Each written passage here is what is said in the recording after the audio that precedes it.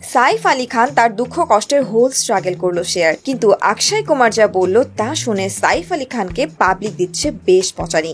তাহলে কি ফ্লপ হওয়ার ভয়ে কার্তিক আরিয়ানের মুভি আশিকি 3 এর টাইটেল করলো চেঞ্জ, নাকি এর মধ্যে রয়েছে অন্য কোনো ভারপ্যাচ?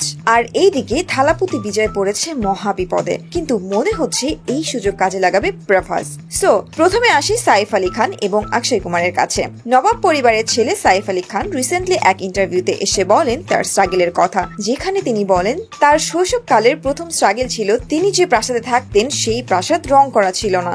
Sad right?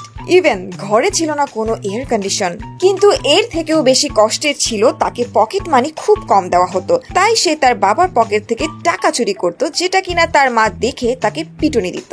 সো বোঝা যাচ্ছে সাইফ আলী খান তার শৈশবের সুবোধ বালক ছিল না। কিন্তু এই কাহিনীতে টুইস্ট হচ্ছে সেখানে তার পাশে বসেছিল অক্ষয় কুমার, যিনি আবার তার স্ট্রাগলের কথা বলেন। তাকে এক রুমে 24 জন মানুষের সাথে থাকতে হতো, তাকে টাকা রোজগারের জন্য অনেক ছোট ছোট কাজও করতে হতো। অক্ষয় কুমারের স্ট্রাগলের কথা শুনে সাইফ আলী খানকে দর্শক দিচ্ছে পচানি যে রাজপ্রাসাদে থেকেও বুঝি মানুষের স্ট্রাগল করতে হয়। কিন্তু আমরা এখানে দিচ্ছি আরো একটা টুইস্ট, অক্ষয় কুমারও কিন্তু সুবোধ বালক ছিলেন না। তার একটা ছোট্ট ভিডিও ক্লিপ দিচ্ছি।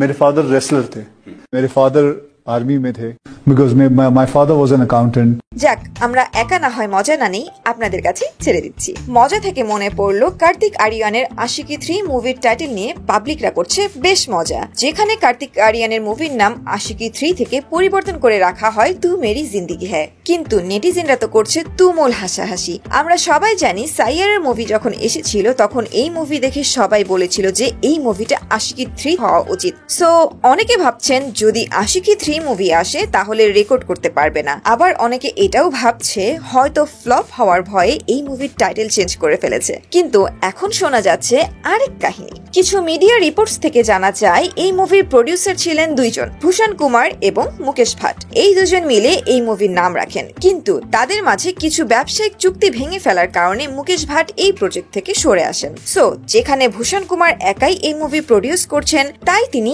একা আশিকি 3 নামের টাইটেলটি রাখতে পারবেন না কিছু আইনি জটিলতার কারণে। কিন্তু দর্শকরা নিচ্ছে মজা। আসলেই কি এই রিজন টাইটেল চেঞ্জ করার কারণ, নাকি ফ্লপ হওয়ার ভয়? সো এই সবে বোঝাই যাচ্ছে ভূষণ কুমার খুব বড় বিপদে পড়েছেন এই প্রজেক্ট নিয়ে।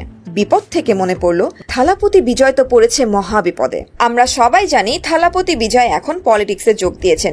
রিসেন্টলি তারই একটা সভাতে প্রায় 40 জনের বেশি মানুষের প্রাণ যায়। সো সে খুব কন্ট্রোভার্সিয়ালের মধ্যে দিয়ে যাচ্ছে। তাই এইসবের মাঝে সে যদি তার মুভি জানা নায়াগান মুক্তি দেন তাহলে নতুন কন্ট্রোভার্সি ক্রিয়েট হবে। তাই তিনি চান না জানুয়ারির 9 তারিখে তার এই মুভি রিলিজ হোক। আর এইদিকে থালাপতির মুভি যদি রিলিজ না করা হয় তাহলে দর্শকরা প্রভাসের রাজা সাহাব মুভির দিকেই ঝুঁকবে।